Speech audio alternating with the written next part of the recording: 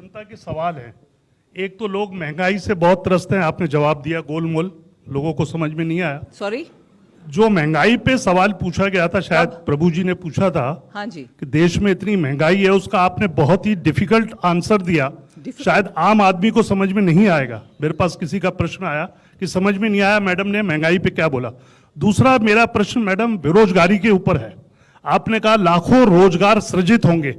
सरकार का वादा था 2 करोड़ रोजगार देंगे, 2 करोड़ और घट गए बजाय रोजगार देने के, और बेरोजगारी ज्यादा हो गई। और जो एक छोटा सा मैडम आपका एक इशू था, शुरू से चला आ रहा है पार्टी का, कि ब्लैक मनी वापस लाएंगे। कोई ऐसा डेटा है कितना ब्लैक मनी वापस आया आज तक? इन्फ्लेशन के बारे में जो मैंने जवाब दिया वो जवाब मैं दोहराऊंगी, मगर वो अगर आपको गोलमोल लग रही है मैं किसी और से जवाब दूंगी, क्योंकि मेरा बोलने का तरीका शायद आपको हिंदी में और इंग्लिश में दिक्कत है। I'll ask somebody else to answer it. There is no गोलमोल सर। बजट जब प्लान करते हैं और एसेंशियल सर्विसेज का एक कमिटी जो है मंत्रीगण का, ये बार बार हम बैठते हैं, बात करते हैं। हाँ, जब इंक्रीज होता है प्राइस एसेंशियल कमोडिटीज का, मैं मानती हूं आम आदमी के ऊपर उसका दिक्कत जरूर पड़ेगा, उसको मैं नकार नहीं रही हूं। मगर oil seeds, oil, edible oil का प्रॉब्लम जब हुआ, तुरंत हमने ड्यूटी कम करते हुए पाम ऑयल का इंपोर्ट बढ़ाने के लिए एक बार नहीं 2 बार कोशिश की, और पाम ऑयल का इंपोर्ट, क्रूड पाम ऑयल का इंपोर्ट और रिफाइंड भी ज्यादा आ रही है, जिसका असर आजकल एडिबल ऑयल में जरूर पड़ रही है और मार्केट में खबर भी है। इन्फ्लेशन दूसरा एक और विषय, एडिबल पेरिशेबल कमोडिटीज के ऊपर जब होता है, उसको भी इंपोर्ट के द्वारा तुरंत हेल्प करने के लिए हम स्टेप्स उठाते हैं। फिर ऑयल सीड्स भारत देश में भी कल्टीवेट हो, उसका उत्पादन ज्यादा होने के कारण हम आत्मनिर्भर हो एडिबल ऑयल में, उसका भी इस बजट में एक अनाउंसमेंट हुआ है। ऐसे करके बहुत सारे कदम हम उठा रहे हैं। एक और विषय, सिंपल टेक्निकल बात मैं जिक्र करना चाहती हूं।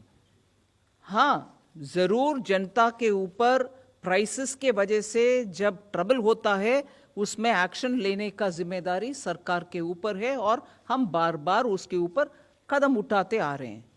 मगर टेक्निकली 6% से ज्यादा कभी ब्रीच ही नहीं, छोटा इधर उधर 1 महीना हुआ होगा 6% ब्रीच करने का इन्फ्लेशन का विषय में। मैं याद दिलाना चाहती हूं, इस सरकार 2014 से लेकर आज तक we have not allowed it to go to double digits। जो याद होगा आपको, उससे पहले 2014 से पहले it was always in the range of 10, 11, 12, 13, even food products। इसलिए इन्फ्लेशन के ऊपर इस सरकार की ध्यान कभी भी ज्यादा है और एक्शंस भी तुरंत हम लेते हैं। अगर ये भी आपको गोलमोल लगता है, मैं किसी और से भी जवाब देने के लिए बोलूंगी। ठीक है, बोलिए, चूज करिए किसी के।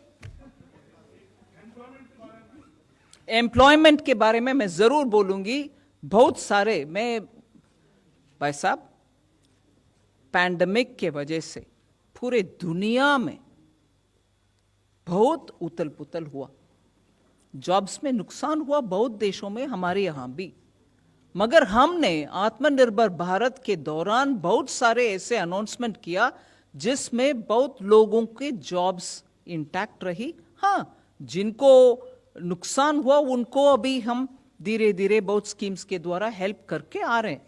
ये नहीं नकार, I am not denying that there has been impact on jobs, मगर एकदम कुछ नहीं किया वो सही भी नहीं है। कल का इकोनॉमिक सर्वे में अनंत नागेश्वरन जी और हमारे principal economic adviser, I think is here, Sanjeev Sanyal, इतना विस्तृत रूप में जॉब्स के लिए क्या क्या पिछले साल में हुआ वो डिटेल दिए हैं।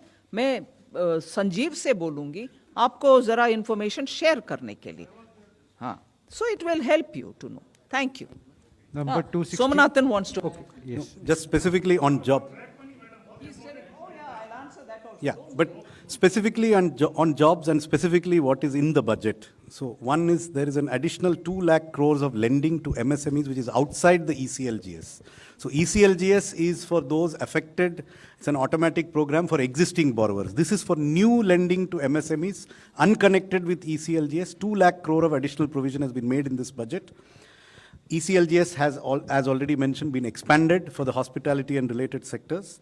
The outlay on Pradhan Mantri Gram Sadak Yojana is up by 27%. And in addition to that, a provision is being made that in the capital expenditure support to state governments, if state governments have certain priority projects in PM Gram Sadak Yojana have been identified, we will even take the 40% state share on those components so that the states have no burden in carrying out these works. These are extremely labor-intensive projects. And in addition, of course, there is a huge increase in capital expenditure. It has a very high employment effect. We have a new scheme for the Northeast, which is abbreviated as PM Divine, which is the PM's development initiative for the Northeast. This is a gap-filling scheme where if something doesn't fit in any existing scheme, Northeastern states can post those projects to this fund, and this fund will give 100% funding for those projects. And they're livelihood-driven projects. In addition, we have the production-linked incentive schemes where we expect 60 lakh jobs to be created. Most of them are getting rolled out now one by one. So there are a number of initiatives in this budget, quite apart from what has been done earlier. हम बार-बार देते आ रहे हैं. Actually, sharing of information विदेश से,